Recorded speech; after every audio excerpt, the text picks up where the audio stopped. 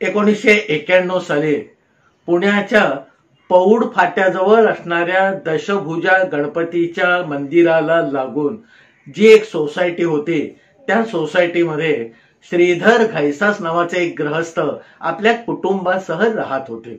आता या कुटुंबामध्ये त्यांच्या 2 जुळ्या मुली विनीता आणि वैदेही आणि पत्नी मंजिरी यांचा समावेश होता। हे श्रीधर घैसास पुण्यातल्या स्टेट बँकेमध्ये एक ऑफिसर म्हणून आपलं कर्तव्य बजावत होते। त्यांची पत्नी ही तशी शिकलेली म्हणजे एमकॉम पूर्ण केलेली होती, पण नोकरीच्या मागे न लागता आपल्या संसाराच्या जबाबदाऱ्या हसतमुखाने स्वीकारणारी ही गृहिणी होती। पण सगळा वेळ अगदी संसारालाच द्यायचा असं तिचं मूलतः मत नसल्यामुळे संसार करता करता जो मोकळा वेळ तिच्या हाताशी राहत असे, त्या मोकळ्या वेळेचा सदुपयोग म्हणून ती थोडीशी पोस्टाची आणि पुष्कळशी LICची कामं करत असे। या पोस्टाच्या आणि LICच्या कामातून तिला अगदी काही नाही तरी 10-15 हजार रुपये दर महिन्याला नित्य नियमाने मिळत असत। आता त्यांच्या सोसायटीमध्ये देशपांडे, कुलकर्णी, बर्वे, डॉक्टर पूर्ण, पात्रे अशी सगळी मंडळी होती, जी वयाने थोडीशी या दोघांपेक्षा म्हणजे श्रीधर आणि मंजिरीपेक्षा मोठी होती, पण यांच्याबरोबर त्यांची नाळ अतिशय उत्तम जुळलेली होती। आता श्रीधर घैसास मगाशी सांगितल्याप्रमाणे आपला प्रपंच करावा नेटका या धोरणाने चालणारे होते। महिन्यातून कुठच्याही एका शनिवारी आपल्या दोन्ही मुली आणि पत्नीला घेऊन बाहेर जेवायला जायचा त्यांचा नियम होता।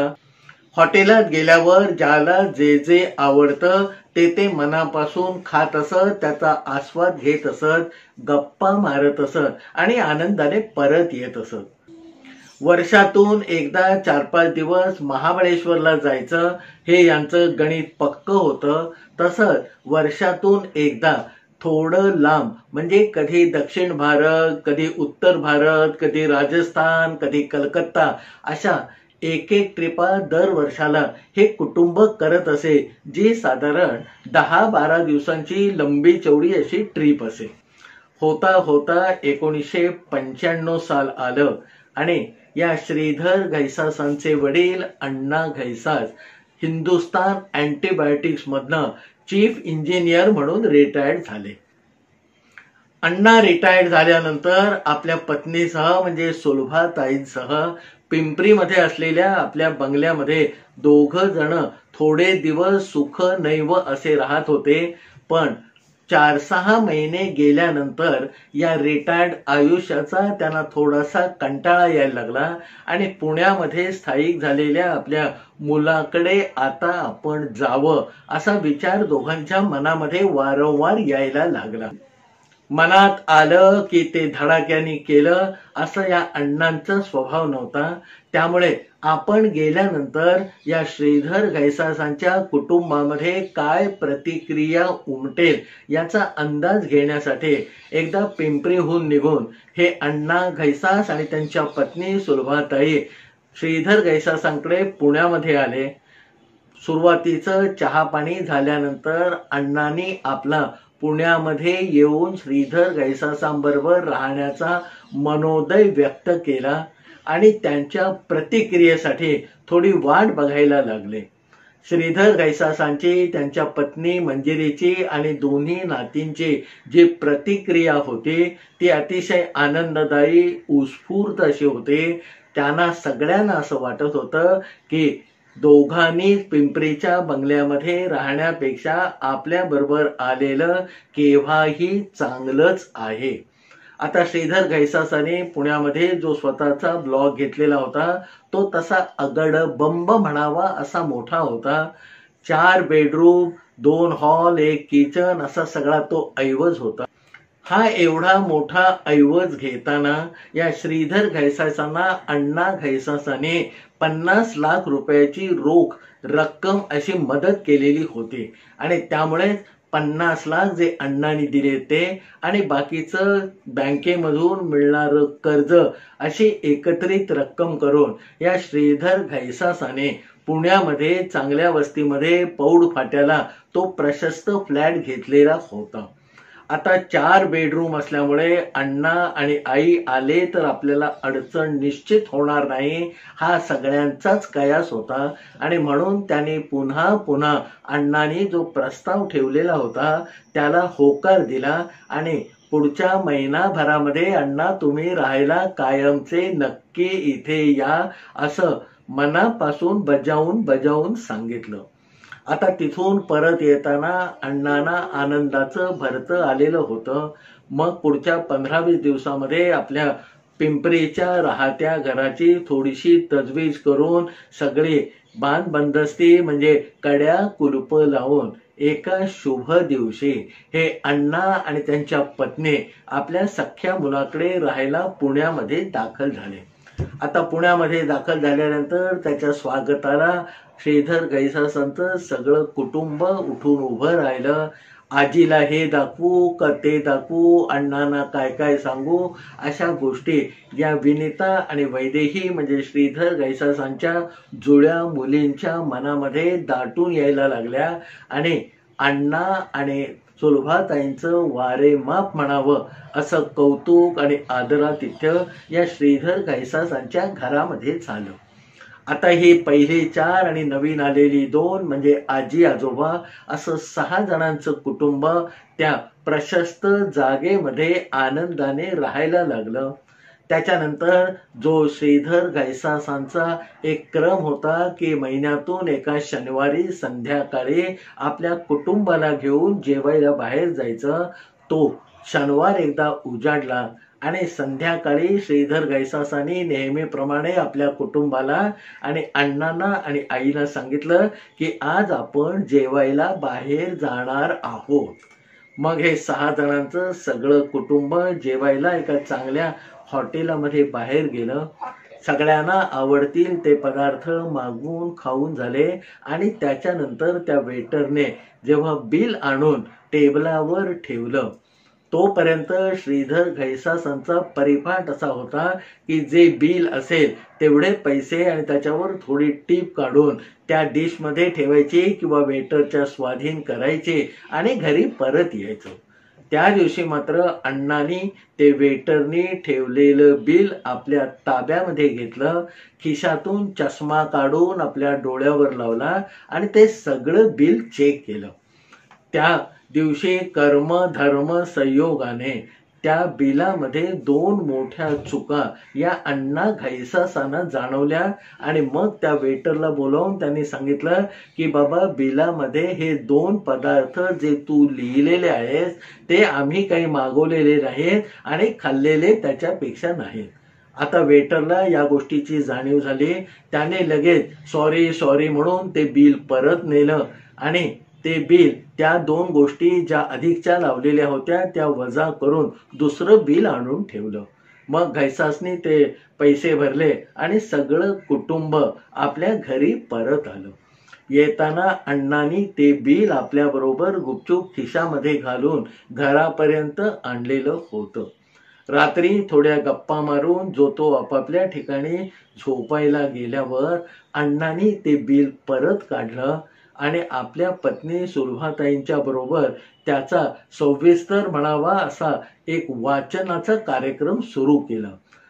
मग जवळजवळ अर्ध्या तासाने अण्णा आणि सुलभाताईंचं मत असं झालं की दर महिन्याला एकदा ही माणसं एवढा मोठा खर्च केवळ बाहेर जेवण्यासाठी करतात, पण आपण हे श्रीधरला बोलून दाखवायचं नाही असा त्या जोडगोळीने म्हणजे अण्णांनी आणि सुलभाताईंनी निर्णय घेतला आणि आपल्या दृष्टीने तो विषय तिथेच संपवून टाकला.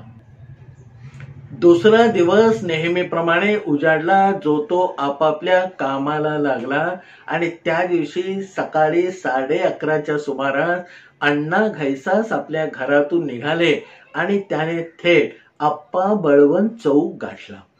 आप्पा बळवंत चौकामध्ये त्यांना माहितीची आणि ओळखीची जी 2-4 पुस्तकांची दुकानं होती त्या दुकानामधून त्यांना आवश्यक वाटलेल्या पुस्तकांची खरेदी अण्णांनी केली आणि त्यांचा भला मोठा गठ्ठा रिक्षामध्ये टाकून हे अण्णा आपल्या घरी आले.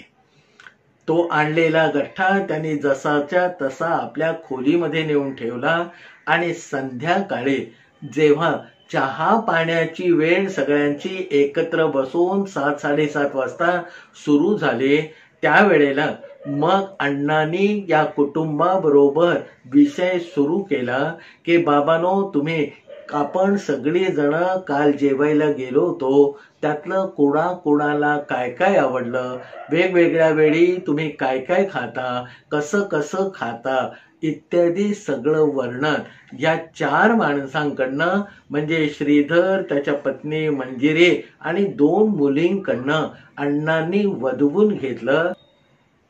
सगळ्यांचं ते सविस्तर बोलणं ऐकून घेतल्यावर मग अण्णा मंजिरी आणि सुलभाताईंना म्हणाले की मी तुम्हा दोघींसाठी आज एक गिफ्ट आणलं आहे. असं म्हणून अण्णा आपल्या खुर्चीवरून उठले, आपल्या खोलीमध्ये गेले आणि सकाळी आणलेला तो पुस्तकांचा गठ्ठा घेऊन बाहेर आले आणि मंजिरीच्या समोर तो पुस्तकाचा गठ्ठा टाकला. मोठ्या कुतूहलाने तो गठ्ठा या सुलभाताई आणि मंजिरीने उघडला आणि मग त्यांच्या चेहऱ्यावरचे रंग बदलायला लागले. त्याकडे दुर्लक्ष करत अण्णा म्हणाले की काल हॉटेलमध्ये आपण जे जे सगळे पदार्थ खाल्ले ते सगळे पदार्थ घरी कसे कसे बनवता येतील याची रेसिपी म्हणजे स्वयंपाकाची पुस्तकं मी तुमच्या दोघींसाठी आणलेली आहेत. आता या पुस्तकांचा अभ्यास करा, लागेल ते सामान बाजारातून घेऊन या आणि मग रोज किंवा 2 दिवसांनी रोज एक असा एक पदार्थ घरी बनवायला सुरुवात करा. कदाचित पहिल्या 2-4 वेळेला घरामध्ये केलेले हे पदार्थ थोडेसे बिघडतील, पण सरावाने 1-2 महिन्यामध्ये काल हॉटेलमध्ये खाल्लेले सगळे पदार्थ तुम्हा दोघींना घरी बनवता येतील. एवढं बोलल्यावर बाकीच्या कोणीही त्याच्यावर काहीही प्रतिक्रिया व्यक्त केली नाही. मग जेवण झाले आणि मंडळी आपापल्या खोल्यामध्ये झोपायला निघून गेली. विनिता आणि वैदेही शाळेला जात असताना एक दिवस अण्णांच्या असं लक्षामध्ये आलं की सकाळी दोघी जणी तयार होऊन खाली उतरतात. मंजिरी त्यांना आपल्या हाताला बरोबर घेऊन रस्त्यापर्यंत जाते आणि मग रिक्षामध्ये बसून या दोघी जणी आबासाहेब गरवारे शाळेमध्ये जातात. 15-20 दिवस त्यांचा हा क्रम आणि उपक्रम बघितल्यावर एक दिवस अण्णा मंजिरीला म्हणाले की हे बघ सुनबाई, आता मुली मोठ्या व्हायला लागलेल्या आहेत, त्यामुळे ऐऱ्या गैऱ्या रिक्षावाल्याबरोबर त्यांना पाठवणं काही योग्य होणार नाही. तेव्हा मी असं करतो, उद्या परवा पिंपरीच्या घरामध्ये जातो आणि तिथे माझी जी गाडी पार्क करून नुसती उभी ठेवलेली आहे ती मी घेऊन येतो. आता अण्णांनी हे सगळं सुतोवाच कशासाठी केलं हे मंजिरीला काही लक्षात आलं नाही, पण ठरल्याप्रमाणे 2-4 दिवसांनी अण्णांनी पिंपरीला जाऊन आपली गाडी घेऊन ते पौड फाट्याला श्रीधर घैसासांच्या घरामध्ये आले. दिवाळीची सुट्टी संपल्यानंतर शाळेचा जो पहिला दिवस होता, त्या शाळेच्या पहिल्या दिवशी शाळेला जाण्यासाठी ही विनिता आणि वैदेही जेव्हा खाली उतरल्या, मंजिरी त्यांना घेऊन खाली उतरायला लागले, तेव्हा अण्णा त्यांच्या बरोबर गेले. त्या रिक्षावाल्याला थांबवून म्हणाले की बाबा, तू किती पैसे घेतोस? त्याने सांगितलं की मी एवढे पैसे घेतो, पण आमची बोली 12 महिन्याची असते. त्याच्यावर प्रश्नार्थक झालेला अण्णांचा चेहरा बघून मग त्या रिक्षावाल्याने सांगितलं की मे महिन्यामध्ये आणि दिवाळीची ऑक्टोबर-नोव्हेंबरमध्ये या शाळांना सुट्टी असली तरी आम्हाला पैसे मात्र 12 महिन्याचे आम्ही पालकांकडनं घेतो आणि सगळे पालक ते खुशीने देतात. अण्णांनी या गोष्टीची आपल्या मनामध्ये नोंद घेतली आणि मग ते वर आले. ठरल्याप्रमाणे दुसऱ्या दिवशी अण्णा सकाळी आधीच तयार झाले होते. आपल्या दोन्ही नातींना घेऊन ते खाली उतरले. त्याला न्यायला आलेल्या रिक्षावाल्याला त्यांनी सांगितलं की बाबा, उद्यापासून तुझी रिक्षा नको, मीच मुलींना घेऊन जाणार आहे आणि पुढचे 12 महिन्याचे हे तुझे पैसे. असे म्हणून पूर्ण वर्षाचे उरलेले पैसे अण्णांनी त्या रिक्षावाल्याच्या हातामध्ये ठेवले आणि वर आले. सांगितल्याप्रमाणे अण्णा दुसऱ्या दिवसापासून वागायला लागले. दोन्ही नातींना शाळेमध्ये नेण्याची आणि आणण्याची जबाबदारी त्यांनी स्वीकारली आणि पार पाडायला लागले. कोणत्याही प्रकारची तक्रार करण्याचा वाव या अण्णाने मंजिरी किंवा श्रीधरला दिला नाही.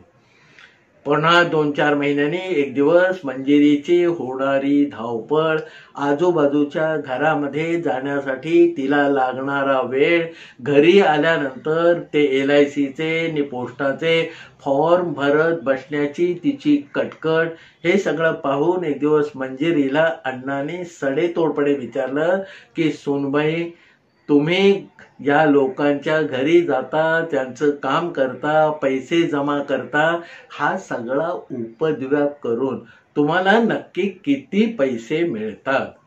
त्यावर मंजिरीने चाचरत सांगितलं की अण्णा, तसं काही नाही, पण 10, 12 ते 15 हजार रुपये दर महिन्याला मला मिळतात. अण्णांनी त्याही गोष्टीची नोंद घेतली. तो महिना जसा संपायला आला तसं पुढच्या महिन्याच्या 1 तारखेचा मुहूर्त धरून मग अण्णांनी आपल्या सुनबाईंना सांगून टाकलं की सुनबाई, आता मुली मोठ्या व्हायला लागलेल्या आहेत, त्यांच्याकडे एक आई म्हणून तुम्ही लक्ष देणं गरजेचं आहे आणि म्हणून आता हे पोस्टाचं आणि LICचं काम थांबवा. मंजिरी अचंबित झालेले पाहून अण्णा पुढे पुस्ती जोडत म्हणाले की आत्ताच्या आत्ता थांबवा असं मी म्हणत नाहीये. आता तुम्ही हातामध्ये घेतलेली जी जबाबदारीची कामं आहेत ती पूर्ण करा, पण नवीन कामं मात्र याच्या पुढे घेऊ नका. आणि पुढच्या महिन्याच्या 1 तारखेपासून दर महिन्याला 15,000 रुपये चेकनी मी तुम्हाला देत जाईल. याच्यावरती मंजिरीला काहीतरी उत्तर द्यावं असं वाटलं होतं, पण अण्णांचा एकंदर तो आविर्भाव आणि तिच्यावर माहेरी झालेले संस्कार यामुळे ती काही बोलू शकली नाही. त्याच्यानंतर रात्री एक दिवस श्रीधरला गाठून मुसमुसत मंजिरीने आपली तक्रार त्याच्या पुढे मांडली की अण्णांनी मला सांगितलंय की ही पोस्टाची आणि LICची कामं आता बंद करा. श्रीधरने मग तिला समजावून सांगितलं की हे बघ, अण्णा म्हणतात त्यातला बिटवीन द लाईन जो अर्थ आहे तो आपण ध्यानात घ्यायला हवा. अण्णा आपल्या मुलींच्या काळजीच्या रूपाने त्या दृष्टीनेच हे म्हणतायत, तुला सुद्धा आराम मिळेल. आणि ते जे काही 15,000 रुपये देतो म्हणाले ते त्यांचं थोडंसं चुकलं, पण त्याच्यावरती एवढा आगडोंब उसळावा असं काही झालेलं नाही. श्रीधरचं हे मत ऐकून मंजिरी स्वतःला पटवून घेण्याचा प्रयत्न करायला लागले आणि हळूहळू ते तिला अंगवळणी पडतंय असं वाटायला लागलं.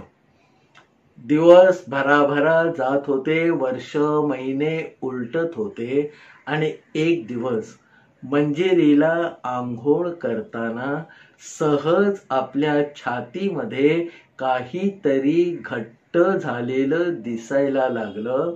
तिने परत परत चाचपून ते बघितलं आणि आतमध्ये भली मोठी गाठ असावी अशी शंका तिला यायला लागली. आता ही शंका आल्यानंतर रोजच्या रोज ते आपल्या छातीवरची गाठ कोणाला नकळत अशी मंजिरी चाचपून पाहायला लागले. त्याला 15 दिवस उलटतात न उलटतात तोच डाव्या कानाच्या मागे मंजिरीच्या अंगावर दुसरी गाठ यायला लागली आणि ती गाठ छातीतल्या गाठीपेक्षा झपाट्याने वाढते आहे हे मंजिरीला जाणवायला लागलं. आता एकदम काहीतरी औषधोपचार करण्याचा मंजिरीचा जो स्वभाव धर्म नव्हता आणि त्याच्यामुळे तिने घरगुती औषधांचा मारा आपल्यावर सुरू केला आणि त्याच्यानंतर तशीच एक गाठ जेव्हा पोटामध्ये येते आहे असं मंजिरीला जाणवायला लागलं तेव्हा तिचा बाण फुटला आणि मग श्रीधरला रात्री एकांतामध्ये गाठून तिने ही बाब त्याच्या कानावर घातली. अंगावर 3 ठिकाणी आलेल्या 3 गाठी बघितल्यावर श्रीधरच्या पायाखालची जमीन हादरली. ज्या रोगाचं नावही घ्यायला तुम्ही आणि आम्ही घाबरतो त्या रोगाची शंका दोघांनाही आली आणि मग दोघे जण आतून बाहेरून शहारून गेले. आतापर्यंत केवळ मनातली शंका दोघांनी एकमेकांसमोर जेव्हा त्या भयंकर रोगाचं नाव घेऊन विचारात घेतले तेव्हा दोघांनाही कसं नुसं व्हायला लागलं आणि आता याच्यावर काहीतरी उपचार करून घेणं गरजेचं आहे या विचारापर्यंत मंजिरी आणि श्रीधर आले. त्याच्यानंतर कुठचा डॉक्टर बघावा, कसा बघावा, याचे काय काय परीक्षणं असतात याबद्दल सगळी माहिती घरातल्या इतर लोकांना बिलकुल वास न लागू देता या श्रीधर आणि मंजिरीने गोळा करायला सुरुवात केली. जशी जशी ती माहिती त्यांच्यापर्यंत येत होती तसं तसं त्यांच्या भीतीचा थरार वाढत जात होता. मग आता याच्यावर डॉक्टरी उपचार गरजेचे आहेत हे दोघांच्याही लक्षात आल्यानंतर मग त्याने असा विचार केला की शक्यतो पुण्यामध्ये कुठेही उपचार आपण घेऊ नयेत, कारण पुण्यामध्ये कुठच्याही डॉक्टरकडे आपण या आजारावर जर उपचार सुरू केले तर त्याचा बभरा व्हायला वेळ लागणार नाही आणि शक्यतो आपण उपचार घेत आहोत हे कोणालाही कळू नये अशी या दोघांची इच्छा होती. आता या अडचणीतून मार्ग काढण्यावर विचार करण्यामध्ये पुढचे 2-4 दिवस गेले आणि मग दोघांनाही पटकन आठवण झाली त्यांच्याच सोसायटीमध्ये खालच्या मजल्यावर राहणाऱ्या डॉक्टर पूर्ण पात्र्यांची. आता डॉक्टर पूर्ण पात्रे हे अण्णांच्या वयाचे होते, पण मंजिरी आणि श्रीधरशी दोघांचे संबंध चांगले होते आणि डॉक्टर जरी हे असले तरी औषध गोळ्या देणारे डॉक्टर नव्हते, तर केमिस्ट्रीमध्ये डॉक्टरेट करून मुंबईमध्ये फार्मास्युटिकलमध्ये बरीच वर्ष नोकरी करून नंतर रिटायर्ड होऊन ते पुण्याला स्थायिक झालेले होते.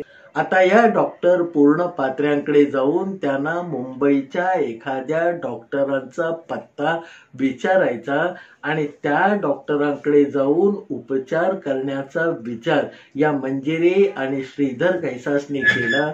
हा विचार पक्का झाल्यानंतर एक दिवस संध्याकाळी 7-7:30च्या सुमारास या श्रीधर आणि मंजिरीने धडधडत्या अंतःकरणाने या डॉक्टर पूर्ण पात्र्यांचं घर गाठलं.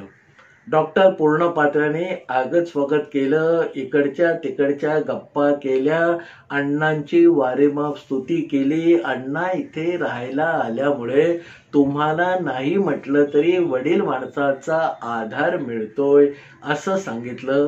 ते सगळं श्रीधर आणि मंजिरीने कसं नुसं म्हणतात तसं मान्य केलं आणि मग श्रीधरने हळूच आपल्या मूळ मुद्द्याला हात घातला. अतिशय व्यथित आवाजामध्ये त्याने मंजिरीची कहाणी 2-3 मिनिटांमध्ये या डॉक्टर पूर्ण पात्र्यांना सांगितली आणि आम्हाला त्या भयंकर रोगाची शंका येते आहे असं स्पष्टपणे सांगितलं।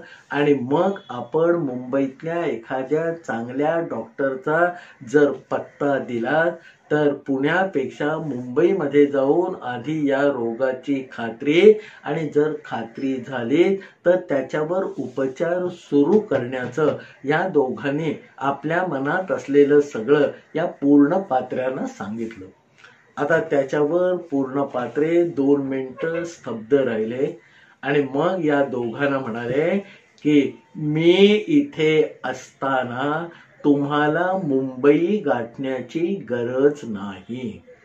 आपण असं करूया, माझ्या माहितीमध्ये एक डॉक्टर आहेत, ते या गोष्टीवर अतिशय चांगला उपचार करतात, फार खर्चही येत नाही, कोणती शस्त्रक्रिया तर अजिबात करावी लागत नाही, आणि 4-4.5 महिन्यामध्ये अशाच अंगावर गाठी आलेल्या अनेकांना त्यांनी बरं केलेलं आहे, त्यांच्याकडे आपण जाऊया। इतका धडधडीत आणि खणखणीत प्रस्ताव पूर्णपात्र्यांनी या मंजिरी आणि श्रीधर घैसासच्या समोर ठेवल्यावर दोघांचेही डोळे चमकले। त्या ओघामध्ये मग पूर्णपात्रे म्हणाले की बाबांनो, पण त्यांचं औषध रोज सकाळी जाऊन घेऊन यावं लागतं, आणि 4.5 महिने 4 महिने एकही दिवस न चुकवता ते औषध घ्यायला जावं लागतं। हे काळजी करू नका, उद्याच्या उद्या आपण ट्रीटमेंट सुरू करू। पूर्णपात्र्यांनी जवळजवळ हे सगळं बोलून त्या गोष्टीला पूर्णविराम दिलेला होता। आता पूर्णपात्र्यांनी सुचवलेल्या डॉक्टरांची ट्रीटमेंट करायची की नाही याच्यावरती खल करायलाही या मंजिरी आणि श्रीधरना वेळ दिलेला नव्हता, कारण उद्या सकाळपासून आपण जाऊ असं डॉक्टरांनी जाहीर करून टाकलेलं होतं। आता हो म्हणून ही 2 जण आपल्या घरी आली।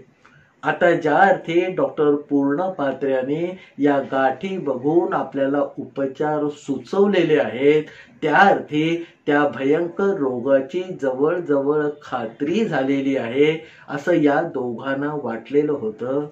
रात्रभर एकमेकांशी या विषयावर खल करताना, ती ट्रीटमेंट लागू पडेल की नाही याबद्दल चर्चा करताना, किंवा डॉक्टर पूर्णपात्र्यांना बाजूला ठेवून पुण्यातल्याच एखाद्या डॉक्टरकडे जावं की काय असा विचार एकमेकांशी मांडताना रात्रीचे 2:45 कधी वाजले हे मंजिरी आणि श्रीधरला अजिबात कळलं नाही। याच घालमेलीमध्ये एकमेकांकडे बघत परत परत सद्गतीत होत दोघांचा डोळा कधी लागला ते दोघांनाही कळलं नाही।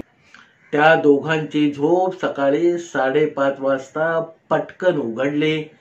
दारावरची बेल खणखणत होती आणि बाहेरच्या बाजूला डॉक्टर पूर्णपात्रे तयार होऊन या दोघांना घेऊन जाण्यासाठी उभे राहून दरवाजाची बेल वाजवत होते। पूर्णपात्रे म्हणजे 6 फुटाची उंची, स्वच्छ गोरा वर्ण, 60च्या थोडं पुढे गेलेलं वय, अंगामध्ये झब्बा, खाली लेंगा, हातामध्ये घड्याळ, आणि चेहऱ्यावरती एक विलक्षण हास्य किंवा मिस्किल भाव। पूर्णपात्र्यांना उभं राहिलेलं पाहून खरं तर श्रीधर घैसासना मिनिटभर काय करावं ते सुचेना। मग त्याने पटकन पूर्णपात्र्यांना सांगितलं की डॉक्टर 1 मिनिटात आलो असं म्हणून मग श्रीधर घैसास आपल्या झोपायच्या खोलीमध्ये गेले। त्यांनी आपल्या पत्नीला खडबडा जाग करून उठवलं आणि फक्त एकच वाक्य सांगितलं, अगं बाहेर डॉक्टर आले आहेत। आता डॉक्टर आले आहेत म्हटल्यावर मंजिरी सुद्धा खडबडून उठली। तिने तोंडावर पाणी मारून प्रश्नार्थक मुद्रेने श्रीधर घैसासाकडे पाहिलं। घैसास म्हणाले की आपल्याला आता जायचं आहे. मग दोघांनी अक्षरशः काही मिनिटाच्या अवधीमध्ये आपल्या अंगावरचे कपडे बदलले, थोडासा चेहरा स्वच्छ केला, तोंडावर पाणी मारून, आणि मग दोघही जण डॉक्टर पूर्णपात्र्यांबरोबर निघाले, घराच्या बाहेर पडले. घराच्या बाहेर पडता पडता खाली उभे असलेल्या आपल्या गाडीची चावी मात्र श्रीधर घैसासाने आठवणीने आपल्या खिशात टाकलेली होती. मंजिरी आणि श्रीधर घैसास हे दंपती म्हणजे नवरा बायको बाहेर घराच्या आलेलं बघितल्यानंतर पुन्हा एकदा डॉक्टर पूर्णपात्र्यांनी त्या दोघांना मनापासून गुड मॉर्निंग केलं आणि वळून ते जिना उतरायला लागले. डॉक्टर पूर्णपात्र्यांच्या पाठोपाठ मंजिरी आणि श्रीधर सुद्धा जिना उतरायला लागले आणि खाली आल्यानंतर म्हणजे इमारतीच्या बाहेर आल्यानंतर पूर्णपात्र्यांच्या पुढे 2 पावलं जाऊन श्रीधर पूर्णपात्र्यांना म्हणाला की डॉक्टर जरा थांबा, गाडी काढतो. त्याला खुणेनीच नाही असं म्हणत डॉक्टर पूर्णपात्रे म्हणाले की जवळच जायचंय, त्यामुळे गाडी बिडी काही नको. आता त्यांची आज्ञा शिरसावंद्य मानून श्रीधर घैसास गाडी आणण्यासाठी जो वळलेला होता तो परत मागे आला. मग हे तिघेही जण म्हणजे डॉक्टर पूर्णपात्रे, मंजिरी आणि श्रीधर घैसास त्या इमारतीच्या कंपाऊंडच्या बाहेर पडले. थोडासा रस्ता चालून पौड फाट्यावर आले आणि पौड फाट्यावरनं थेट चांदणी चौकाच्या दिशेने या तिघांनी मार्गक्रमणा सुरू केली. आता हे तिघ रस्त्यावरून जात असताना पुण्याचं जे व्ययच्छेदक लक्षण आहे ते म्हणजे मॉर्निंग वॉक. त्या मॉर्निंग वॉकसाठी निघालेले अनेक पुणेकर त्यांच्या आजूबाजूंनी चालत होते. पण एकंदर झोपेतून उठून पटकन बाहेर पडलेलं हे श्रीधर आणि मंजिरी या दोघांचं एकंदर रोपडं आणि त्यांच्यापेक्षा थोडेसे वडील पण त्यांच्याबरोबर चालणारे डॉक्टर पूर्णपात्रे यांना बघून त्या आजूबाजूनी चालणाऱ्या पुणेकरांच्या मनामध्ये एक विषय किंवा एक कल्पना पटकन चमकून गेली की बहुतेक या दोघा नवरा बायकोना या पूर्णपात्र्यांनी जबरदस्तीने मॉर्निंग वॉकला आणलेलं आहे. आता चालता चालता 15-20 मिनिटाचा रस्ता कापून झाल्यानंतर वनाज कंपनी डाव्या हाताला ठेवून त्याच्या समोर एक जो रस्ता उजव्या बाजूला फुटतो त्या रस्त्यामध्ये डॉक्टर पूर्णपात्रे वळले, पाठोपाठ श्रीधर आणि मंजिरी वळले. तिथे नुकत्याच उभ्या राहू लागलेल्या सोसायट्यांच्या भाऊ गर्दीतून वाट काढत काढत ती वस्ती थोडीशी मागे टाकून डॉक्टर पूर्णपात्रे या दोघांना घेऊन एका मोकळ्या मैदानामध्ये आले. तिथे सकाळचा थंडगार वारा वाहत होता. आजूबाजूचे सगळे डोंगर हिरवेगार झालेले होते. त्यांचं ते निसर्ग सौंदर्य पाहण्याचा मूड मात्र या श्रीधर आणि मंजिरीचा अजिबात नव्हता. आता डॉक्टरांकडे जायचं म्हणून या डॉक्टर पूर्णपात्र्याने चालत चालत आपल्याला इथपर्यंत आणलंय. पण पुढे तर हा एक डोंगर उभा आहे आणि या डोंगराच्या आजूबाजूला काय पण कुठे दूरच्या आसमंतातही कुठच्याही हॉस्पिटलची किंवा गेला बाजार एखाद्या दवाखान्याची पुसटशी खूण सुद्धा या मंजिरी आणि श्रीधरच्या दृष्टीस काही पडेना. आता हा समोर उभा असलेला डोंगर, त्यावर हळूहळू चढत जाणारे डॉक्टर पूर्णपात्रे, त्यांच्या मागून निमूटपणे चालणारी ही दोघं, या दोघांच्या मनामध्ये एक विचार पटकन चमकून गेला की डॉक्टरकडे नेतो असं सांगून हे डॉक्टर पूर्णपात्रे बहुतेक आपल्याला या डोंगराच्या आजूबाजूला कुठेतरी एखाद्या खबदाडीत बसलेल्या साधू संन्यासी बुवा मौलवी याच्यापैकी कोणाकडे तरी घेऊन जात आहेत. तो काहीतरी अंगारे धोपारे तावीज मंत्र तंत्र काहीतरी करेल अशी भीती या दोघांच्या मनामध्ये दाटून यायला लागली. डॉक्टर पूर्णपात्रे एवढा सगळा विचार या दोघांच्या मनामध्ये येईपर्यंत अर्धी टेकडी वर चढून गेलेले होते. त्यांच्या पाठोपाठ मनामध्ये हे सगळं विचारांचं काहूर घेऊन मंजिरी आणि श्रीधरही तिथपर्यंत पोहोचलेले होते. तिथे गेल्यानंतर साधारणपणे अर्धा पाऊण तास गेला आणि तिथून परत येताना वाटेवर मग पूर्णपात्र्याने थोड्याशा गप्पा मारायला सुरुवात केली. तोपर्यंत चांगलं उजाडलं होतं. मॉर्निंग वॉक करणाऱ्यांची आणि इतर वर्दळ ही रस्त्यावरती वाढायला लागलेली होती आणि सहज सहज बोलता बोलता डॉक्टर पूर्णपात्रे मंजिरीला म्हणाले की मंजिरी, 1990 साली मी जपानमध्ये गेलो होतो. आमच्या लार्सन अँड टुब्रो कंपनीने मला तिथे पाहणी दौऱ्यासाठी पाठवलेलं होतं आणि त्यामुळे जपानामध्ये त्यावेळेला असलेल्या अनेक कंपन्यांमध्ये मी भेट देऊन आलो. पण त्याच्यापैकी जवळजवळ सगळ्या कंपन्यांमध्ये मला एक वेगळी गोष्ट दिसली आणि ती म्हणजे त्या कंपनीमध्ये एक छोटेखानी हॉल म्हणजे साधारणपणे 20 बाय 20 फुटाची एक खोली रिकामी ठेवलेली होती आणि त्याच्या मध्यभागी 4-5 ठिकाणी म्हणजे छताला लटकवून, ज्याला बॉक्सर लोक बॉक्सिंग बॅग म्हणतात, अशा बॅग लटकवलेल्या होत्या. मला ती कंपनी दाखवणारा माणूस जेव्हा अशा खोल्या मला नोंद दाखवत असे तेव्हा माझ्या मनामध्ये प्रश्न येत असे की इथे मशिनरी नाही, प्रोसेस नाही, नुसत्या या छताला टांगून ठेवलेल्या ज्या फायटिंग बॉक्स आहेत त्या बघून मला काय करायचंय. मग एका ठिकाणी एका कंपनीतल्या त्या मला कंपनी दाखवणाऱ्या मॅनेजरनी त्याचा खुलासा केला की म्हणे आमच्या कंपनीमध्ये प्रत्येक पातळीवरती लोकांच्या मनामध्ये काही असूया, तणाव, घुसमट निर्माण होत असते आणि ज्याला कोणाला असं वाटेल की मला आपल्या बॉसचा राग आलेला आहे, कंपनीचा राग आलेला आहे, तो माणूस मग त्याचं त्या दिवसाचं काम संपल्यानंतर या खोलीमध्ये येतो. ही जे बॉक्सिंग बॅग बांधून ठेवलेली आहे म्हणजे त्याच्यामध्ये वाळू भरून रेक्झिन कापडाची एक पिशवी छताला लटकवून ठेवलेली आहे. त्याच्यावरती तिथेच ठेवलेल्या खडूने आपल्या बॉसचं, कंपनीचं नाव लिहितो आणि त्याला मन भरेपर्यंत फटके मारतो, लाथा मारतो, तुडवतो, काय वाटेल ते करतो आणि त्याचा राग शांत झाल्यावर मग या खोलीतून बाहेर पडतो.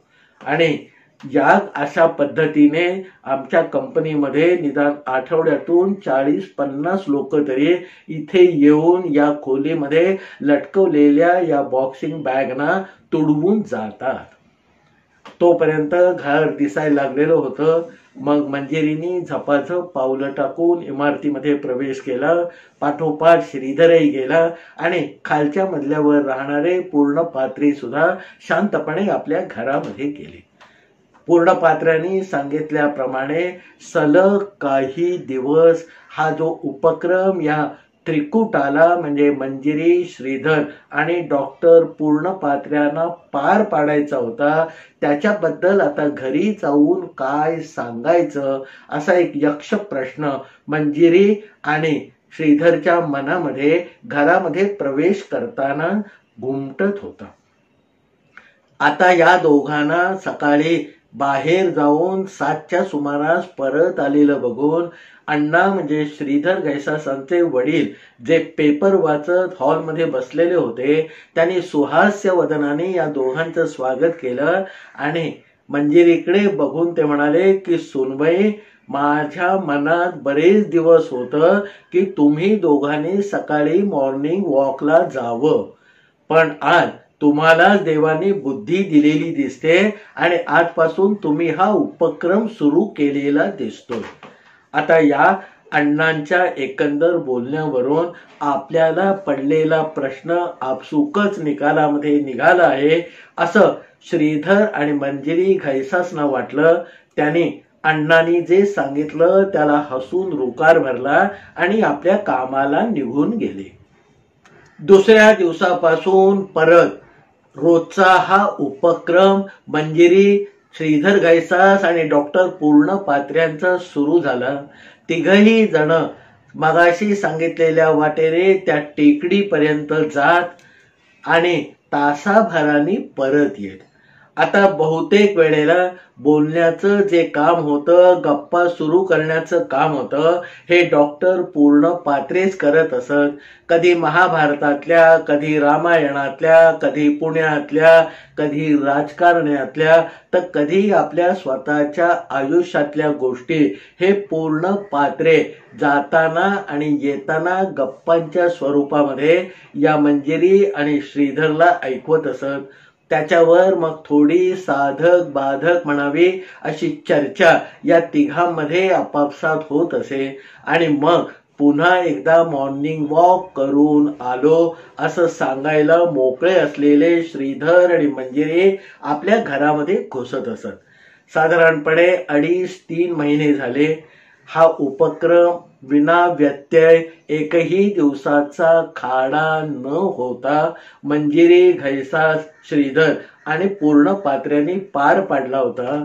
या एकंदर 2.5-3 महिन्याच्या कालखंडामध्ये 1-2 वेळेला महाभारतातल्या एखाद्या गोष्टीची सुरुवात करून डॉक्टर पूर्ण पात्रे सांगत असत की मला रामायणापेक्षा महाभारत अधिक आवडतं. कारण त्याच्यामध्ये काय आहे मंजिरी, की प्रत्येक माणसाचं वागणं त्याच्या त्याच्या दृष्टिकोनातून अतिशय सुयोग्य असंच आहे. सर्वसाधारणपणे पुराण काळातली असोत, मध्य काळातली असोत किंवा आजच्या या कलियुगातली असोत, माणूस माणसं म्हणून जशी वागतील तशीच महाभारतातली सगळी पात्र वागलेली आहेत. रामायणामध्ये राम हा आदर्श आहे, रावण हा कुबुद्धी आहे. पण महाभारतामध्ये मात्र प्रत्येकाची भूमिका अतिशय अनुकूल किंवा योग्य आहे असं त्याच्या त्याच्या दृष्टिकोनातून आपण बघितलं तर आपल्या प्रत्ययाला येतं. त्यावर मंजिरीने विचारलं की डॉक्टर तुम्ही म्हणता पण अहो शकुनी मामा ज्याने हे सगळं महाभारत घडवून आणलं तो तर खल प्रवृत्ती आहे असं तुम्हाला वाटत नाही का? त्यावर डॉक्टर पूर्णपात्रे म्हणाले की शकुनी मामा ही सगळ्यात आखीव रेखीव महाभारतातली महत्वाची व्यक्तिरेखा आहे. पण बऱ्याच वेळेला आपल्या सगळ्यांचा जो फोकस असतो तो 5 पांडव, दुर्योधन, द्रोणाचार्य, कृपाचार्य यांच्याकडे जातो. पण छुपेपणाने कारस्थान करणारा हा शकुनी सगळ्यांच्या मनामध्ये डाचत असतो, पण तसा लक्षात मात्र येत नाही. आता तू विषय काढला आहेस म्हणून शकुनीची कहाणी मी तुला सांगतो की ज्याच्या सख्या बहिणीचं लग्न केवळ सैन्याचा धाक दाखवून एका आंधळ्या माणसाशी लावण्यात आलं, ते शकुनी म्हणजे त्या सख्या भावाला कितपत पटलं असेल. आणि म्हणून गांधारी बरोबर शकुनी मामा हा आपलं घरदार सोडून हस्तिनापुरापर्यंत आला. आणि आपलं घर सोडताना त्याने प्रतिज्ञा मनातल्या मनात केलेली होती की माझ्या बहिणीचं लग्न शस्त्र अस्त्रांचा धाक दाखवून एका आंधळ्याशी लावणाऱ्या या कुरुकुलाचा नाश करून मगच मी परत घरी येईन. हा सगळा सल, ही घुसमट, हा झालेला अपमान आपल्या उरामध्ये दाबून ठेवून अतिशय शांतपणे थंड डोक्याने एक एक चाली रचत शेवटी या शकुनीने कुरुकुलाचा नाश घडवून आला आणि त्याचा सूड पुरा झाला. त्याच्या दृष्टिकोनातून बघितलं, त्याची एकंदर विचारसरणी बघितली तर आज शकुनी आपल्याला वाटतो तितका वाईट नाही असं ही सगळी कथा पूर्व पीठिका ऐकल्यानंतर कदाचित आपल्या मनामध्ये येऊ शकतं. अशात महाभारत रामायणातल्या गोष्टी सांगत सांगत बरेच दिवस म्हणजे 4-4.5 महिने गेले. या त्रिकुटांनी एकही दिवस खाडा न करता डॉक्टर पूर्णपात्र्यांनी सुचवलेले उपचार सुरू केले. रोजच्या रोज आपल्या अंगावरच्या 3ही गाठींची चाचपणी कोणाच्याही नकळतपणे मंजिरी सातत्याने करत होती. महिनाभर झाला पहिला, तेव्हा त्याच्यामध्ये काहीही फरक पडलेला नाही असं तिला जाणवलं. आणि एका रात्री तिने श्रीधरच्या कानावर ते घातलं. त्यावर श्रीधरनी तिला सांगितलं होतं की बाबा, अण्णा म्हणायचे ती एक गोष्ट मी तुला आज सांगतो की एको देवो केशवो. आपण पूर्ण विश्वास ठेवून पूर्ण पात्र्यांच्या वरती जी ही उपचाराची गोष्ट सोपवलेली आहे आणि त्यांनी जो 3, 3.5, 4 महिन्याचा कालावधी सुरुवातीलाच आपल्याला सांगितलेला आहे, तो पूर्ण होईपर्यंत केवळ शांत राहणं, संयम बाळगणं हे जास्त युक्त होईल असं मला वाटतं. आता तू म्हणत असेल तर हे सगळे उपचार आपण थांबवू आणि लगेच पुण्याहून मुंबईला जाऊन मुंबईला या गाठींची तपासणी करून तिथे आपले उपचार सुरू करू. आता याच्यावर तू 2 दिवस विचार कर आणि मग तू म्हणशील त्याप्रमाणे करायला मी तयार आहे असं पक्क आश्वासन श्रीधरने त्या दिवशी मंजिरीला दिलं.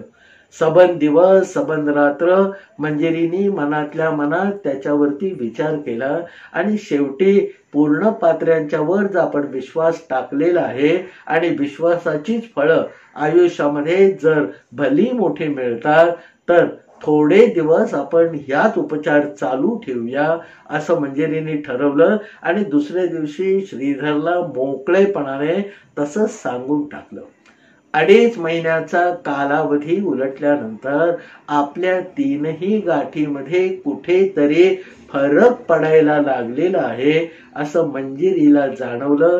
हर्षभरीत होऊन तिने तात्काळ ती बातमी श्रीधरच्या कानावर घातली. पण श्रीधरने परत तिला संयमाचा डोस दिला.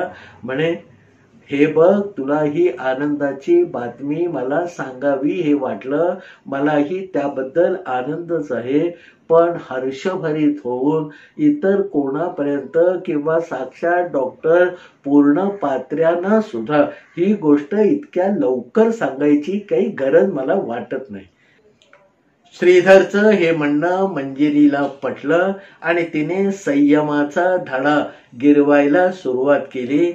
4 महिन्यानंतर मात्र जाणवेल इतका फरक प्रत्येक गाठीमध्ये मंजिरीला जाणवायला लागला. आणि मग मात्र आता डॉक्टरांना आपण सांगूया की फरक पडायला लागला आहे असा घोषा तिने श्रीधरकडे लावला. कारण डॉक्टर मनापासून आपल्याला उपचारांसाठी घेऊन जात आहेत, आपली सकाळची कामं बाजूला ठेवून आपल्यासाठी लगातार 4 महिने वेळ काढतायत. तेव्हा थोडीशी झालेली सुधारणा त्यांच्या कानावर नक्की घातली पाहिजे असं परोपरीने परत परत सांगून श्रीधरचा पिच्छा मंजिरीने पुरवला. श्रीधरलाही हे म्हणणं आता 4 महिन्यानंतर थोडंसं पटायला लागलं. मग एकदा सकाळी उपचार करून परत येत असताना वाटेत थोडंसं थांबून श्रीधरनी ही बाब डॉक्टर पूर्ण पात्र्यांना सांगितली. त्यावर हे अपेक्षितच होतं असा भाव डॉक्टर पूर्ण पात्र्यांच्या चेहऱ्यावर आल्याचं दोघांनाही जाणवलं. मग पूर्ण पात्र्यांनी हातानेच थोडा संयम बाळगा, थोडे दिवस बाकी आहेत, मला 100% यश मिळवायचं आहे असं खाणाखुणा करून सांगितलं. तेही या दोघांना पटलं आणि तिथून मग ते घरी आले. 4.5 महिने पूर्ण झाल्यानंतर वर 2-4 दिवस गेल्यानंतर मंजिरीला जाणवलं की आपल्या डाव्या कानामागची, छातीमधली आणि पोटातली गाठ पूर्णपणे नाहीशी झालेली आहे. आता ही आनंदाची बातमी पूर्ण पात्र्यांना सांगितलीच पाहिजे असं दोघांनाही वाटलं. मग 2-4 दिवसामध्ये जेव्हा केव्हा वेळ मिळाला तेव्हा पूर्ण पात्र्यांना त्या उपचार करून परत येताना या दोघांनी सांगितलं की डॉक्टर, आज संध्याकाळी आम्ही तुमच्या घरी येणार आहोत. डॉक्टर म्हणाले, अरे एवढी त्याची प्रस्तावना कसली करता, घर तुमचंच आहे, कधीही या.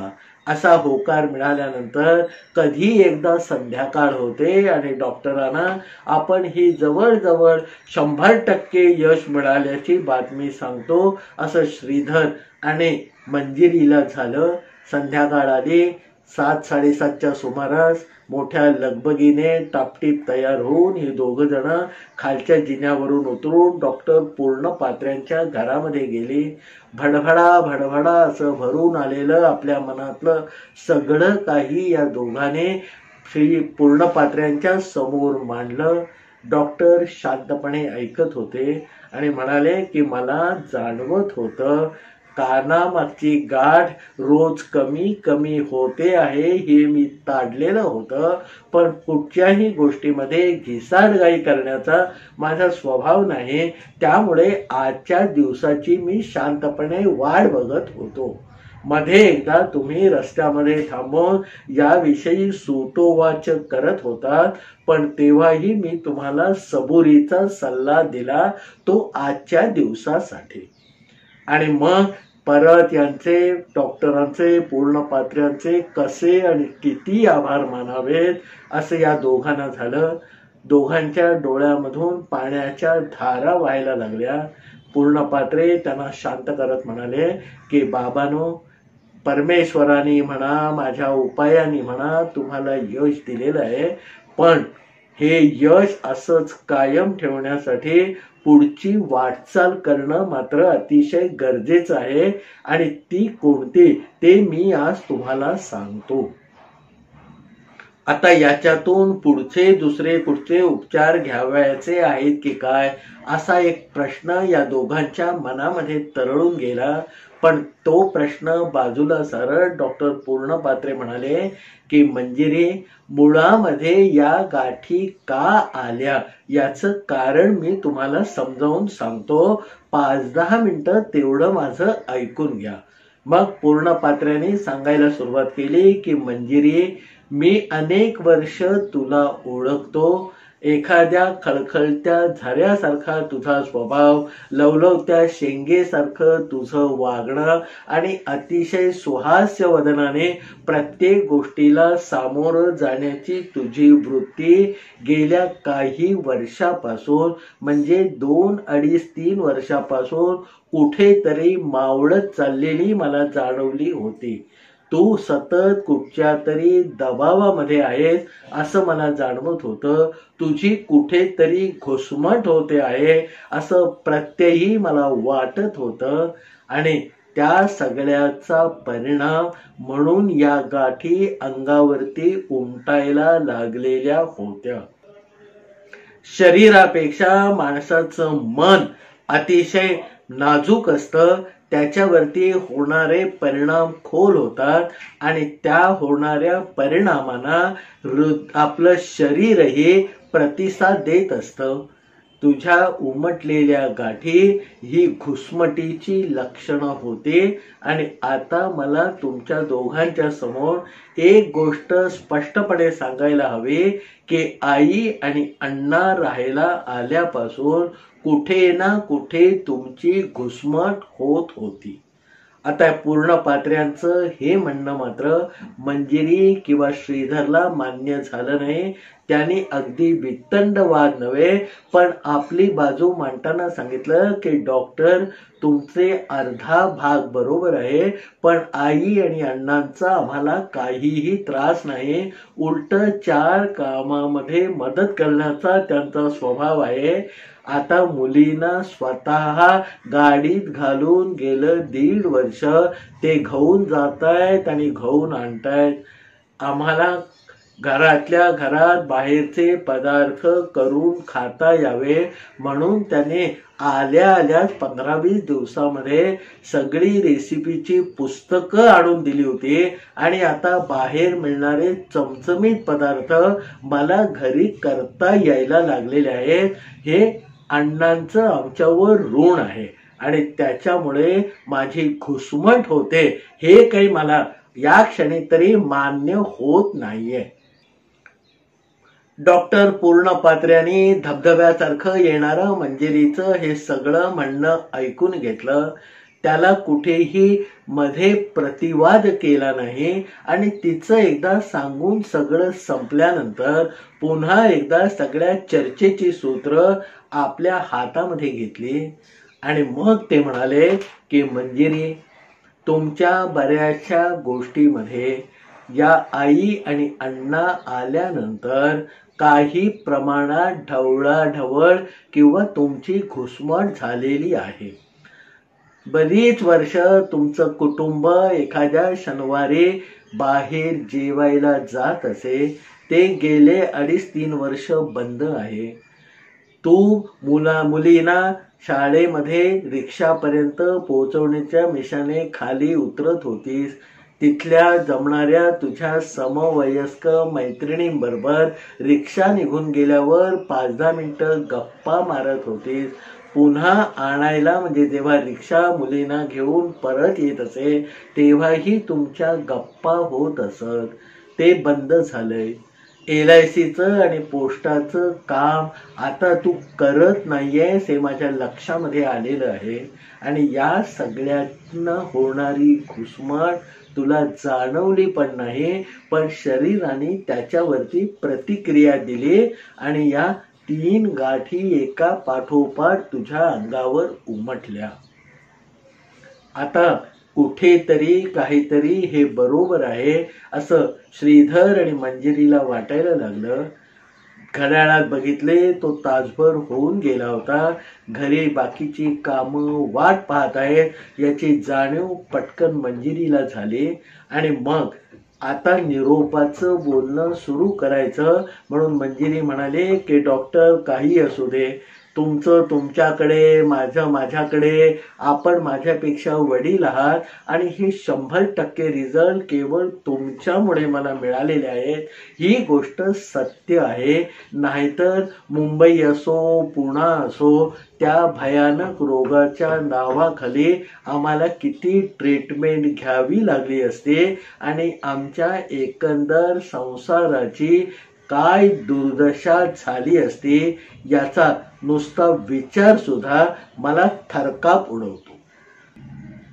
उठू पाहणाऱ्या मंजिरीकडे बघून केवळ 2 मिनिटं अशी हाताने खूण करून डॉक्टर पूर्णपात्र्यांनी दोघांना परत खाली बसायची खूण केली आणि मग ते मंजिरीकडे वळून म्हणाले की मंजिरी, गेले 4 महिने आपण ट्रीटमेंट काय करतो आहोत ते जरा तू मनाशी त्याचा आढावा घे पाहू.